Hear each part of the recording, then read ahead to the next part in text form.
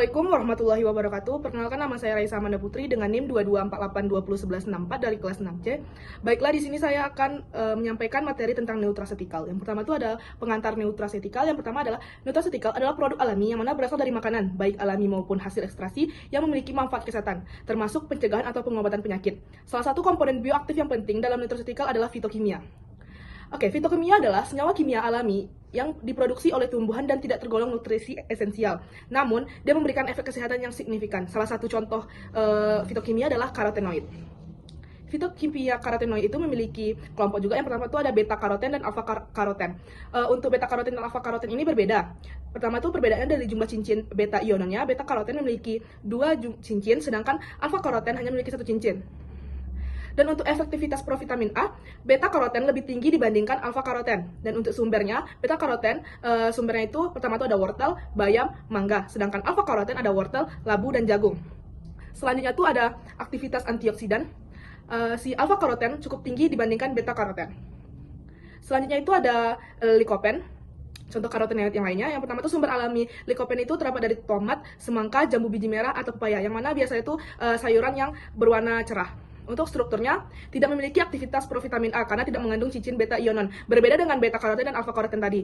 Untuk manfaat kesehatan likopen itu, yang pertama itu ada antioksidan kuat, yang mana dia bisa menangkal radikal bebas. Yang kedua itu ada menurunkan risiko kanker prostat, dan yang ketiga itu ada perlindungan terhadap penyakit kardiovaskular. Selanjutnya yaitu aplikasi nutraceutical, yang mana suplemen likopen itu untuk kesehatan prostat dan jantung. Selanjutnya tuh materinya itu adalah kerusakan bahan pangan, yang mana artinya itu adalah penyimpangan yang melewati batas yang dapat diterima secara normal oleh panca indera atau parameter lain yang bisa digunakan. Faktor yang mempengaruhi kerusakan pada bahan pangan itu pada makanan itu adalah yang pertama itu adalah jenis bahan pangan atau makanan, yang mana jenis bahan pangan yang banyak kadar air atau kadar lemak seperti susu, daging itu lebih cenderung cepat rusak. Dan juga yang kedua itu ada kondisi lingkungan, yang mana semakin tinggi suhu pada suatu ruangan, maka bahan pangan itu akan semakin cepat rusak. Yang kedua tuh penyebab bahan pangan atau makanan yang dapat mengalami kerusakan tuh, yang pertama itu adalah adanya pertumbuhan dan aktivitas mikroba. Yang kedua adanya aktivitas enzim yang terdapat dalam bahan pangan. Yang ketiga adanya aktivitas serangga, parasit, dan binatang pengerat. Yang keempat itu ada kandungan air dalam bahan pangan, yang seperti ada susu, daging itu cenderung kandungan air itu lebih tinggi. Dan juga ada namanya suhu, udara, sinar, dan waktu penyimpanan. Yang ketiga itu jenis kerusakan. Untuk yang pertama adalah kerusakan mikrobiologis, yang mana kerusakan mikrobiologis ini tumbuhnya seperti jamur atau mikroorganisme yang bersifat merugikan atau patogen.